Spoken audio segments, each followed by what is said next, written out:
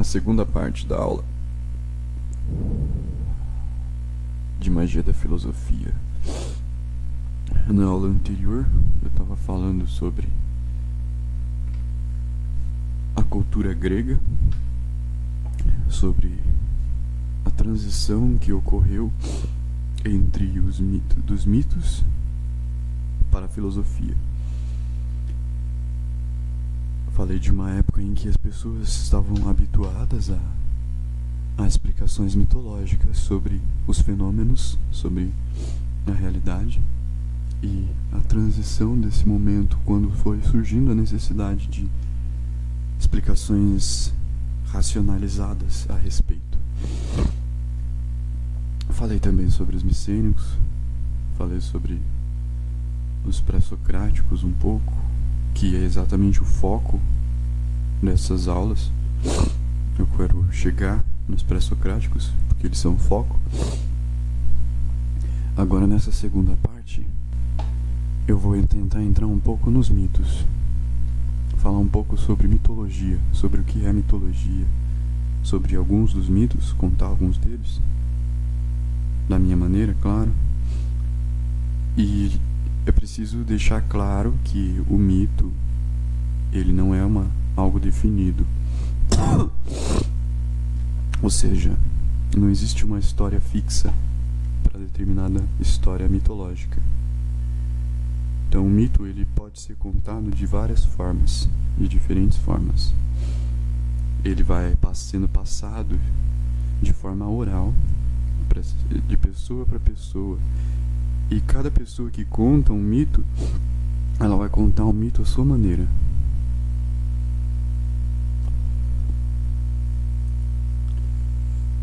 E essa contagem singular do mito é o que faz o mito ser um mito. É o que faz o mito valer como um mito. Porque é exatamente nessa recontagem singular que nós conseguimos recuperar de forma atualizada o valor da informação, o valor da história. Porque o que importa em si não é a informação que vem através da história do mito. O que realmente importa é os valores por trás dessa informação que podem ser recuperados, independente do momento, independente da época, independente da situação.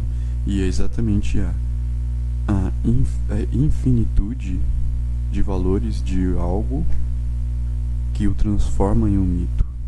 Porque o valor deles é algo singular e algo universal, capaz de ser utilizado em qualquer situação, em qualquer lugar. Porque é uma explicação da realidade, é uma explicação da natureza. O mito em si é uma explicação da natureza. Não só uma explicação da natureza, só que ele ainda vai um pouco mais além disso. Um pouco mais do que uma simples descrição. Porque a descrição, ela vai se desenvolver pela racionalidade. A necessidade de descrever a natureza vai se desenvolver através da lógica racional, que vai dar origem à filosofia. Mas é dos mitos que a gente consegue tirar a essência, tanto porque no passado a magia em si, ela era ensinada, transmitida através da contagem de histórias. Essas histórias que eram contadas eram a forma de se ensinar a magia às pessoas.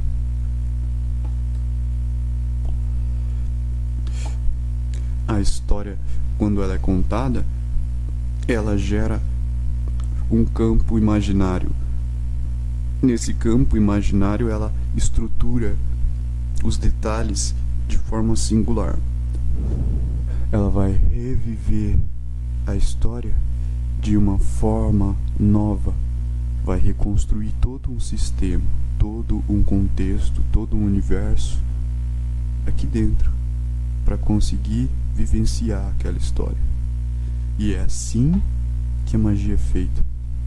Através dessa criação, essa reconstrução que acontece dentro da gente, dentro da nossa imaginação, é responsável pela percepção sensorial que nós temos.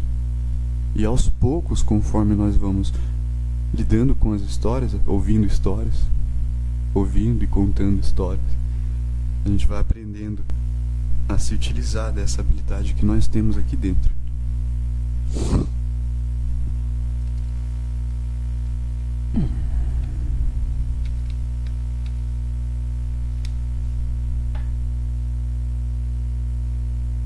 O mito não deve ser compreendido, mas vivenciado. Por que isso? Porque o mito não deve ser compreendido.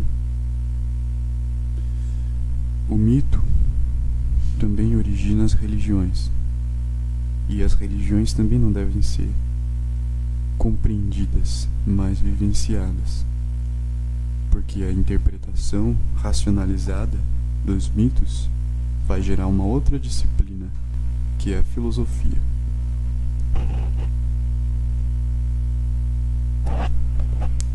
O mito, ao ser contado, como eu disse, ele vai criar um universo, uma estrutura imaginária. Então, quando contamos o mito, nós estamos trazendo ele da não existência, do esquecimento, para o presente. O fato de estar contando uma história, contando um mito, eu vou estar trazendo essa história do escuro para a luz. Porque a luz é o momento presente. A luz é o momento em que tudo está acontecendo. Então, ao contar um mito, eu trago aquilo que já aconteceu ou não para o acontecimento, através do poder da fala. Através da minha fala, eu estou trazendo o mito, a realidade, trazendo o mito à existência. Então, o mito não é uma mentira. O mito é um mito, mas não é uma mentira. Também não é uma realidade. O mito se torna uma realidade. O mito se torna uma realidade a partir do momento em que ele é contado, a partir do momento em que ele se manifesta através da boca de quem o conta. Uma história. E assim as histórias se manifestam. Assim tudo se manifesta. E é esse ponto de manifestação pela fala que eu vou focar nessa aula. Porque eu tentei preparar uma aula para mim falar de outros mitos também. Além do mito das musas, que é um mito que eu vou falar aqui. Só que ia ficar muito grande. Então, eu vou tentar simplificar e falar sobre um mito de cada vez. Focar em um mito de cada vez. Porque senão vai ficar muito grande. Porque eu vou falar sobre esses mitos aí. Eu vou falar sobre 4 mitos. 5 mitos diferentes. Todos eles relacionados, mitos gregos. Porque o objetivo dessas sequências de aulas é chegar nos pré-socráticos. Focar especificamente nos pré-socráticos, que são especialmente gregos. Cultura grega. Então, eu vou focar nos mitos gregos, para a gente conseguir ter uma base da cultura grega e de como era a percepção dos gregos sobre a realidade, como os gregos enxergavam a realidade. O mito das musas é o primeiro mito que eu vou contar nessa aula. Depois vou contar um mito de Eros e Psique, que é a história do amor e do medo. Prometeu e Pandora, a história da curiosidade e da ousadia. Orfeu e Eurídice. Orfeu e Eurídice tem a ver com ressurreição, morte e ressurreição. E a titanomaquia, muitos desses mitos eu vou me basear em Hesíodo. O Hesíodo é um dos poetas da época, assim como Homero. E existiram outros também. Só que os mais conhecidos são esses, os mais falados, que são Hesíodo e Homero. São os principais. Eles escreveram poemas e nesses poemas eles descrevem a mitologia da época, descrevem os deuses, a vida dos deuses, descreve também acontecimentos que envolviam esses deuses, acontecimentos que envolviam os mitos, que se tornaram mitos, como a Guerra de Troia, por exemplo. A Guerra de Troia se transformou em um mito.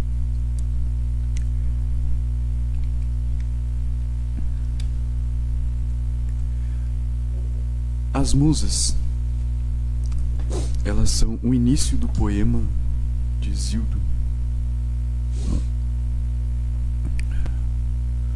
Então Hesíodo já começa toda a sua epopeia. Ele vai começar falando das musas. Ele vai começar com um canto para as musas. E ele começa falando que as musas vivem no Monte Helicon e elas dançam e cantam e se expressam e manifestam a verdade e manifestam a mentira, e elas dançam ao redor do altar de Zeus, o altar de Zeus, que é a fonte violácea. Então elas dançam e cantam ao redor da fonte violácea.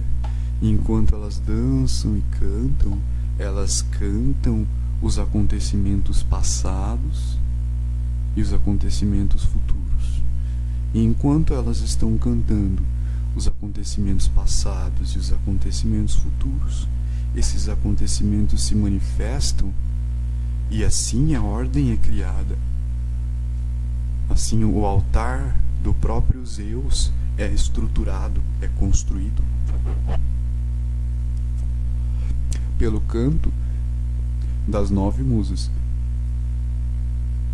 Então a ordem do próprio Zeus, que vence Cronos, é manifesta através do canto das musas. Mas quem são as musas? As musas, elas são filhas de Zeus. São 9 filhas de Zeus. Mas como poderia ser possível que o poder de Zeus fosse manifestado pelas suas filhas? Como poderia Zeus manifestar sua ordem através de suas filhas, se elas nasceram após a guerra com seu pai Cronos?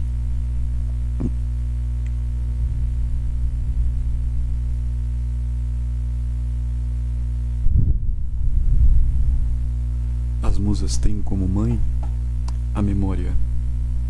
Mnemosine. Mnemosine é a memória. Zeus se deita com Mnemosine e desse casamento, desse coito, nascem as 9 musas. 9 belas musas, artistas, cada uma em sua especialidade. Calíope, musa da eloquência, musa da oratória. Clio, musa da história, é a proclamadora. Érato, musa da poesia romântica. Euterpe, musa da música. Melpomene, musa da tragédia. Polímnia, musa da poesia sagrada. Terpsícore, musa da dança. Thalia, musa da comédia. E Urânia, musa da astronomia. Todas as musas surgem, cada uma com a sua habilidade, dançam todas ao redor do altar de Zeus. O altar de Zeus representa a própria ordem cósmica. O altar de Zeus representa o poder de Zeus. E é através do altar de Zeus que o poder de Zeus se manifesta. A ordem de Zeus, a ordem cósmica, é manifestada nesse altar, que é o centro da dança das musas. As musas dançam, cantam, choram, atuam, riem. E com isso surge a ordem central do altar de Zeus, que ordena as coisas, que ordena o cosmos, que ordena tudo, que traz a ordem cósmica.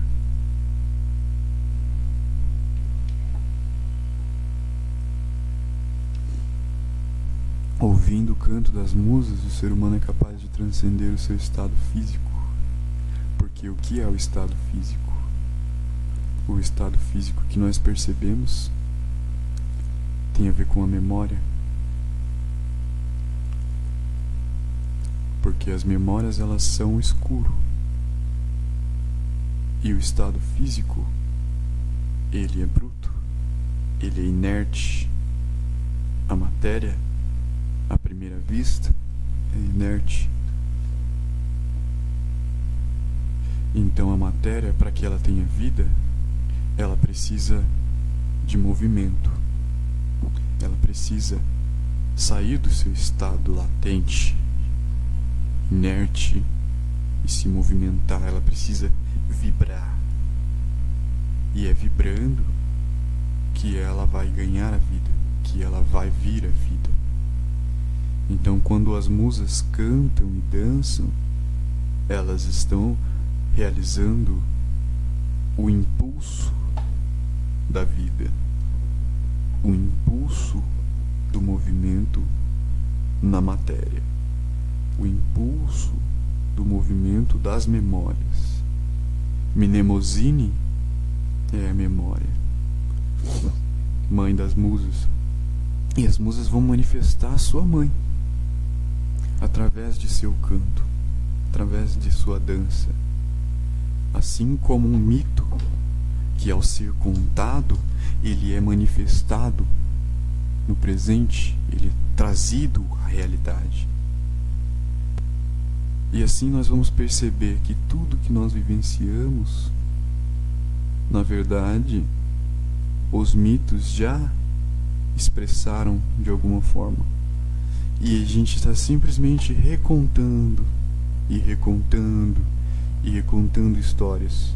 E essas histórias, elas vão se reestruturando, se renovando e se transformando de acordo com o canto das musas, a dança das musas. Mas como poderia as musas, que são filhas de Zeus, cantar e dançar e estruturar sua ordem manifestando o seu poder, se elas são filhas dele?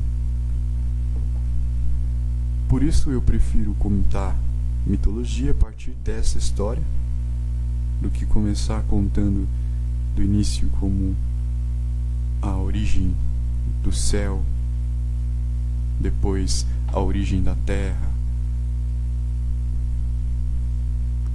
Porque não importa a ordem, o que importa é o que é falado.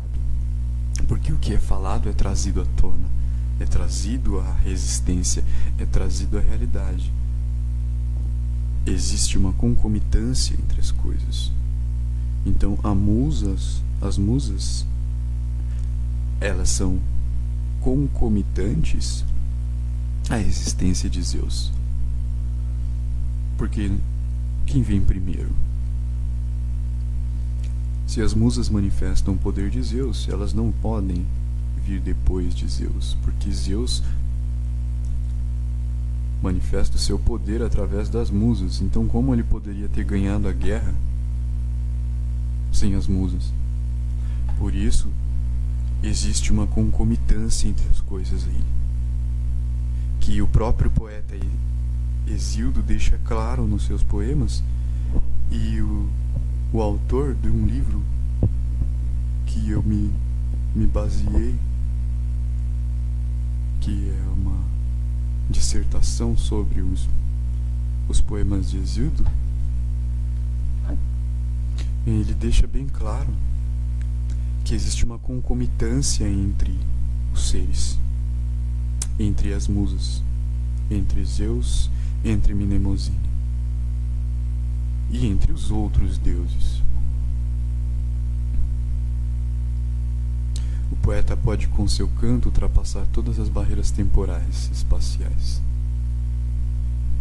porque ao próprio Hesíodo foi dado esse poder, porque Hesíodo recebeu a visita de uma das musas e foi-lhe dado esse poder de manifestar a realidade através do canto da musa.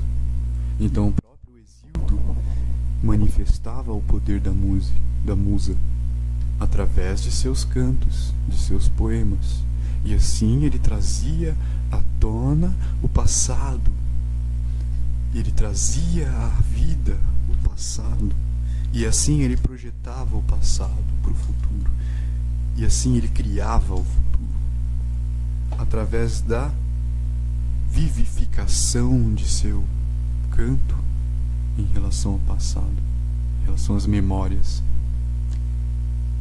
Hesíodo cantava o que havia em sua memória, e assim ele trazia a realidade, e assim ele manteve vivo os deuses. Assim os poetas mantiveram as histórias vivas, assim os músicos, assim os artistas. Isso porque, através do seu canto, da sua dança, através do som, através da sua vibração, as musas estruturam a realidade e a trazem de lá de baixo, de lá do Tártaro, de lá do inferno, de lá do escuro, de lá do inconsciente, traz à tona e manifesta. Poder conferido a ele por Mnemosine. Eu falei que ele tinha recebido das musas o poder. Ele tinha o poder das musas. Ele recebeu esse poder da própria Mnemosine, da própria memória. Então Hesíodo, ele tinha em si suas memórias. E era dessas memórias que ele tinha em si que ele conseguia, através de seu canto, restaurá-las à existência, trazê-las de volta à existência. E é isso que nós fazemos. Nós criamos monumentos na tentativa de preservar as memórias. Nós escrevemos livros na tentativa de preservar a memória. Nós construímos casas na tentativa de preservar a memória. Fazemos música, nós fazemos ciência na tentativa de preservar a memória. Tudo que fazemos na tentativa de trazer de volta as memórias, de manifestá-las, de fazê-las existirem, de trazê-las à vida.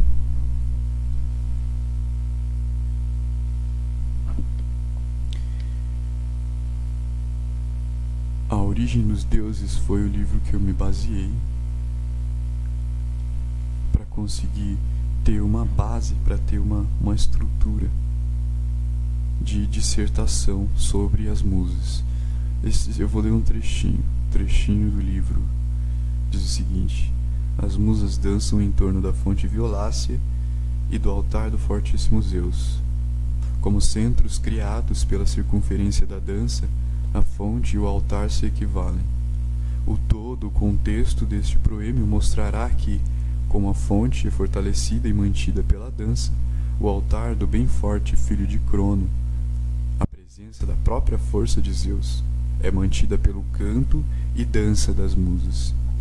O fluxo recebe da dança a sua força, e o altar de Zeus força suprema. Também a recebe da voz e da dança das musas. Voz e gestos que, executados pelas musas, tornam aqui presente. Repetindo, voz e gestos que, executados pelas musas, tornam aqui presente a força de Zeus entre os homens. Esse trecho resume mais ou menos o que eu tentei explicar, o que eu tentei dizer.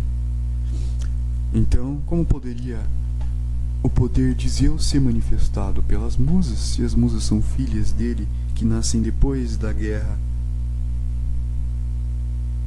Como Zeus vence a guerra com o seu poder de ordenação do tempo, do cosmos, se ele só vai manifestar o seu poder através das musas no final da guerra?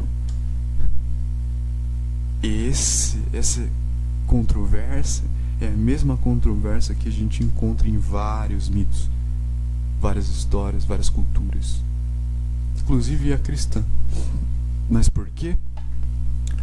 Porque não há linearidade temporal. E é nisso que eu preciso focar. E é nisso que todos nós precisamos entender. Que não há linearidade temporal. Se tudo é trazido à ordem, à tona pelo canto das musas, então isso significa que existe um estado latente das memórias, Mnemosine, antes do nascimento das musas. Esse estado latente das memórias é um estado de concomitância, onde tudo coexiste. Tudo coexiste no mesmo lugar, no mesmo espaço, no mesmo tempo. Então não há causa e efeito, não há sincronicidade, porque isso só é manifestado através do canto das musas, através da ordem, do poder de ordenação cósmica. Antes disso, no seu estado latente, as coisas são concomitantes, elas existem todas e não existem, porque vão passar a existir a partir do canto. Então elas não existem de fato. Elas são memórias que são lembranças. Lembranças armazenadas que vão se manifestar.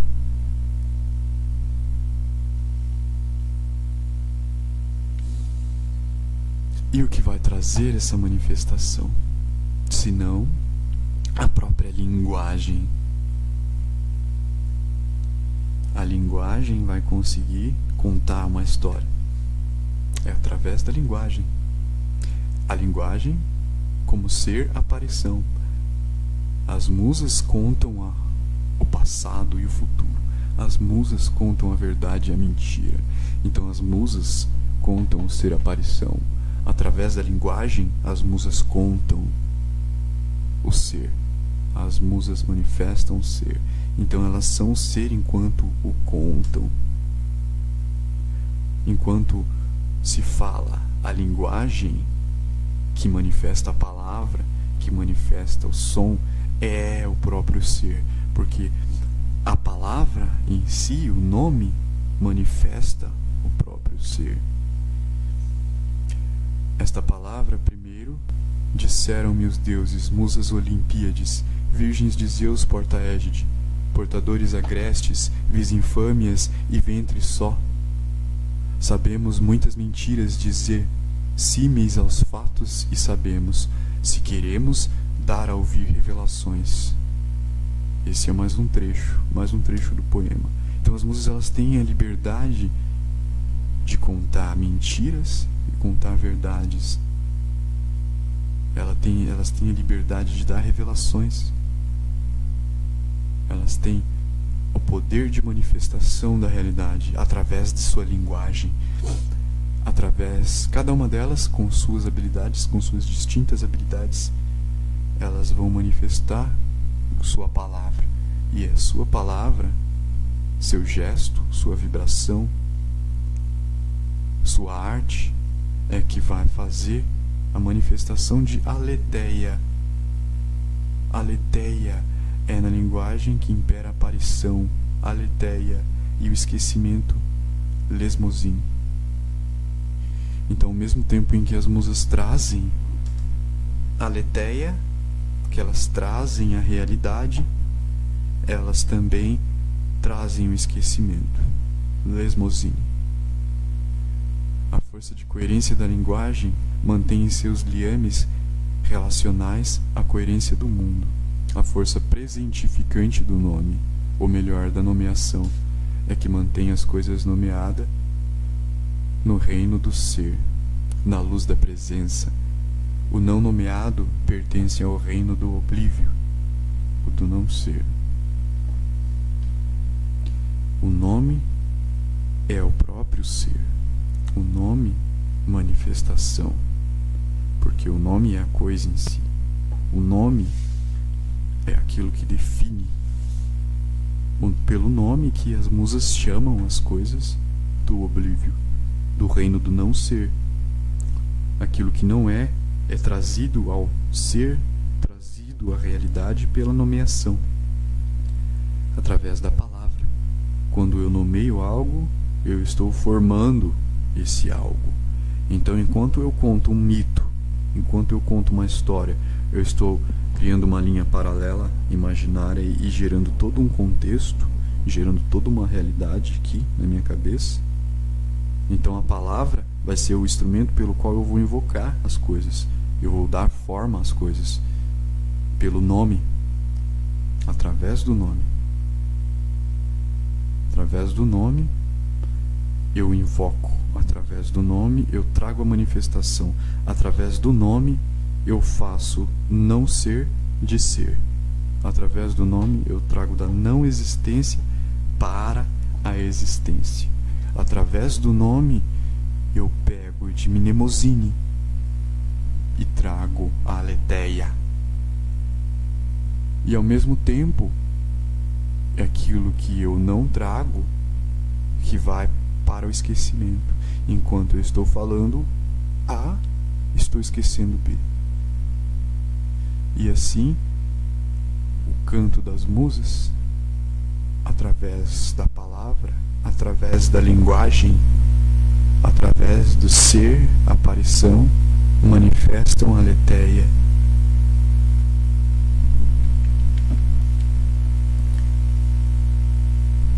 As musas manifestam o poder de ordenação cósmica de Zeus, gerando ele e as outras coisas, gerando ele e os outros deuses, gerando o mundo, gerando a guerra, porque a própria guerra, que é anterior às musas, é cantada pelas musas.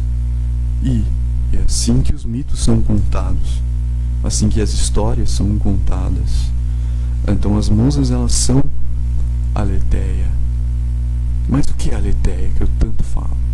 Aletheia em grego, aletheia, verdade, no sentido de desvelamento.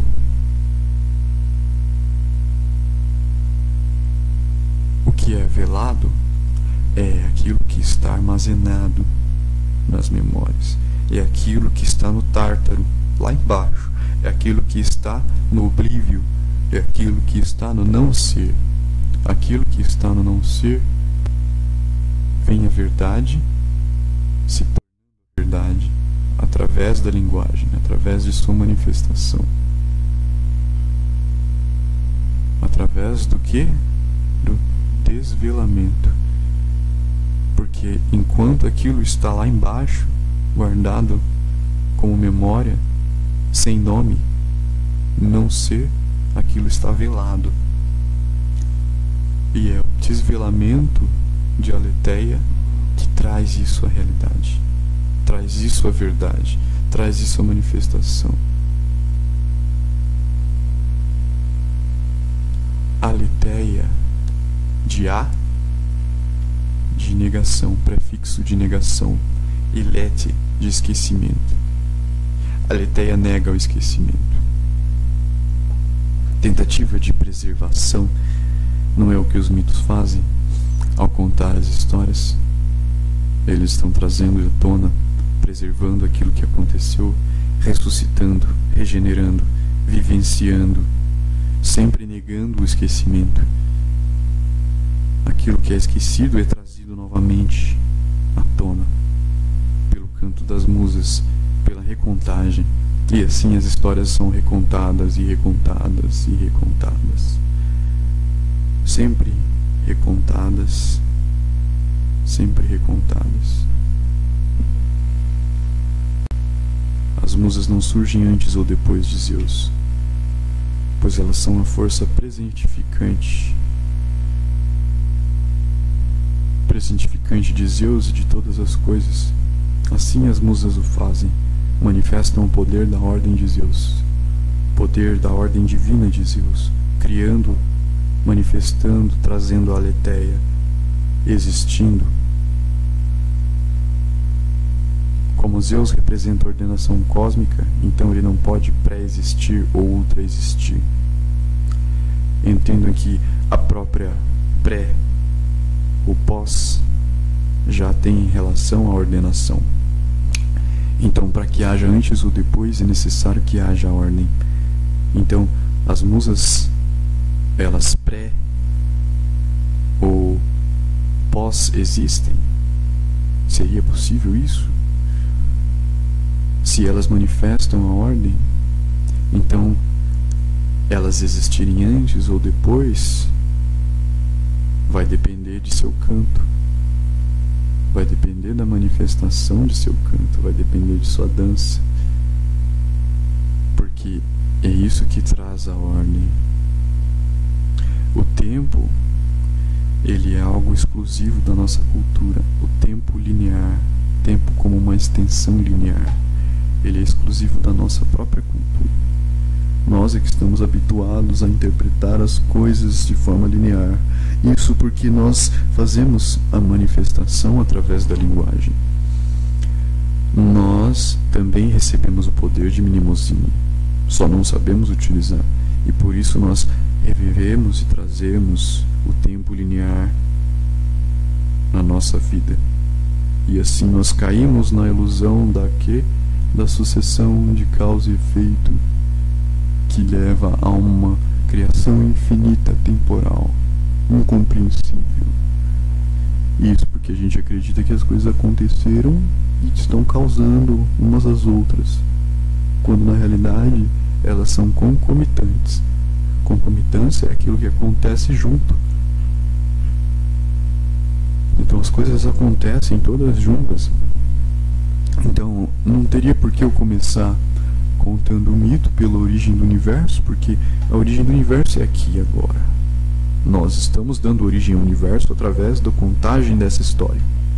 Eu estou criando o universo enquanto eu conto essa história. Isso por quê?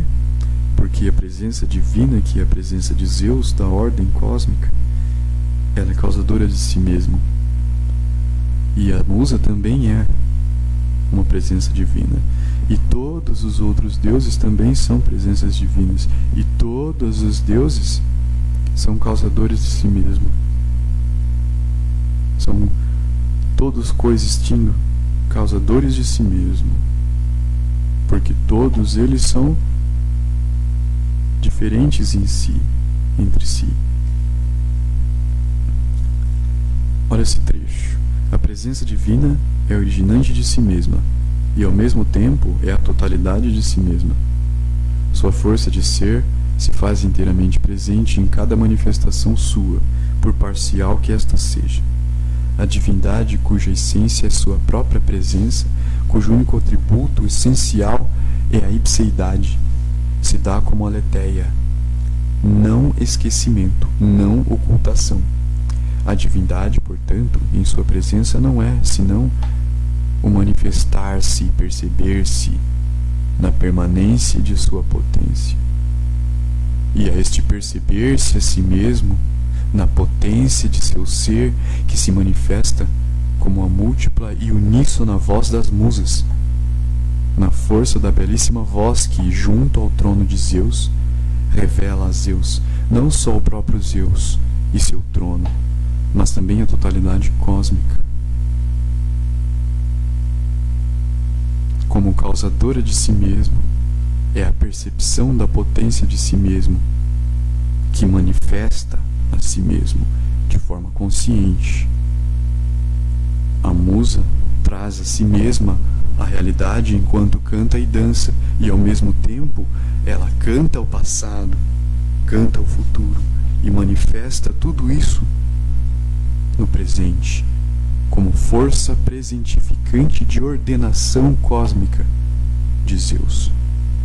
Então todos os deuses são nomes de ipseidade. O que é ipseidade? Ipseidade é aquilo que diferencia um ser de outro. Por exemplo, a ipseidade entre esse copo e essa xícara é o cabo que a xícara possui, por exemplo, que o copo não possui. Isso é um exemplo. É uma diferença. Por isso, por causa dessa diferença, é que xícara é xícara e copo é copo. Então, as divindades, os seres, eles têm nomes. E é através de seus nomes que eu os trago à existência, que eu os trago à realidade, através de sua ipseidade. E é assim que eu faço. E é assim que as musas os fazem. Fazendo a si mesmos, fazendo o passado, fazendo o futuro, porque tudo surge como uma única coisa, uma única manifestação de ordem, totalidade.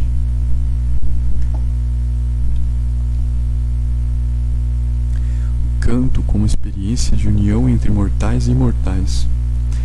O Zato Hano, autor do livro, deixa isso bem claro. Ele interpreta porque Hesíodo usa uma linguagem da época que foge totalmente da linearidade temporal que nós estamos acostumados. Então os poemas do passado, não só no passado, mas a poesia em si, ela foge da linearidade temporal. Ela tem a licença poética. E aos poucos nós vamos entender que essa licença poética é mais real do que nós imaginamos. Porque a experiência do canto das musas, que é a invocação dos nomes, a manifestação das memórias no presente, faz a união entre mortais e imortais. O próprio Hesíodo se unifica com as musas ao cantar os seus poemas. Mais um trechinho do livro.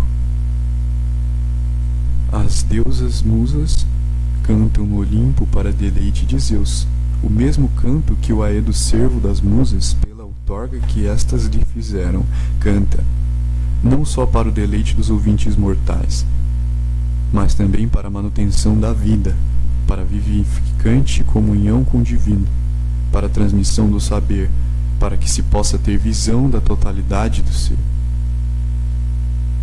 Nesse trecho ele deixa claro a união de Hesíodo com as musas.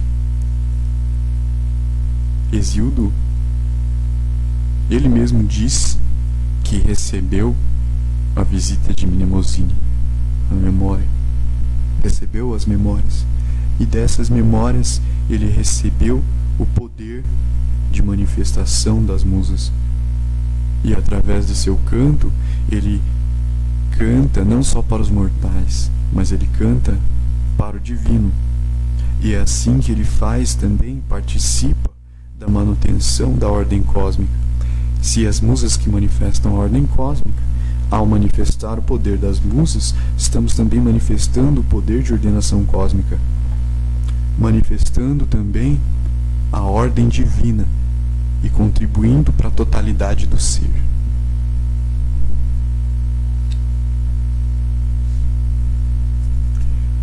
A experiência luminosa do canto, para quem o canta e para quem o ouve, é, enquanto dura essa experiência em sua luminosidade, uniomística, o momento em que o espírito dos mortais e o espírito de Zeus no Olimpo coincidem e são mesmo e a mesma percepção, iluminados voluptuosamente pela voz ontofônica das musas, a dizerem entes e eventos presentes, futuros e passados.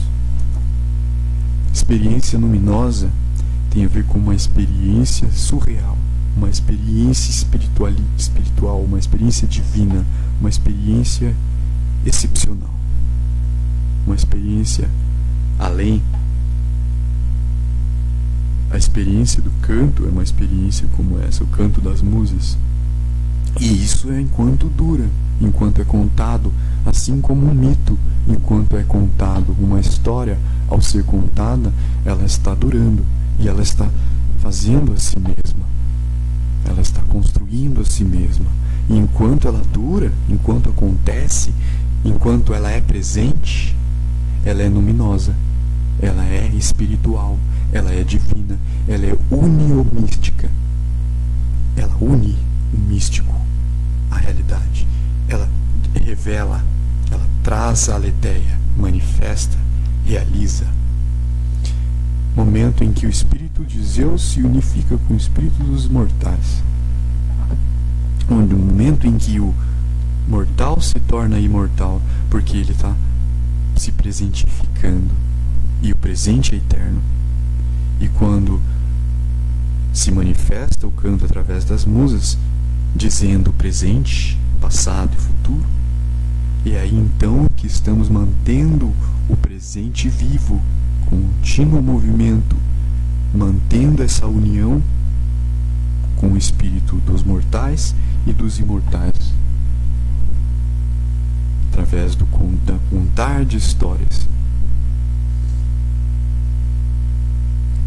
Por isso, no início, antes dos dogmas, a magia ela era feita assim, feita através das histórias, através da música, através do teatro, através da arte. Porque é assim que a história é manifestada, é assim que aquilo que é contado é trazido à tona, é assim que as pessoas passam pela catarse. Não é a catarse, elas vivenciam a história, elas assistem o ator e vivenciam a história. E é assim que a realidade é manifestada, criada e executada pelas musas. Todos os seres são um pelo canto das musas, com sua ipseidade, que é o próprio nome. A ipseidade, como eu disse, que é aquilo que diferencia um ser de outro, é o próprio nome, porque o próprio nome define, o próprio nome diz o que é, o próprio nome traz em si as qualidades e as características, então o nome é o próprio ser. E todos os nomes descrevem ipseidades que se complementam, então não há fragmentação, não existe separação entre a realidade. O que existe é aquilo que está sendo cantado, aquilo que está sendo manifestado, aquilo que está sendo revelado pelas musas. E aquilo vem através do nome. E os nomes todos se unificam em um texto. E todos eles são um. O nome não como um significado. O nome ele é a própria presença. Ao dizer, eu invoco. Ao dizer, eu crio. E assim eu manifesto a minha realidade. Porque em mim está o poder das musas. E é assim que as musas criam a realidade. Através de seu canto, através de sua dança, através de sua vibração. Assim elas geram a ordem, assim elas dão linearidade às memórias. Assim elas escrevem o texto do presente, que está acontecendo aqui e agora como força presentificante. A experiência luminosa não pode ser dita, mas apenas vivenciada. Pois dizer é ser. O nome não significa, mas é em si mesmo. Então quando diz, quando fala, quando o nome é dito, aquilo que o nome representa é manifestado, porque o nome é o próprio ser. Aquilo é gerado. Muitas vezes a gente não enxerga, mas muitas vezes a gente enxerga.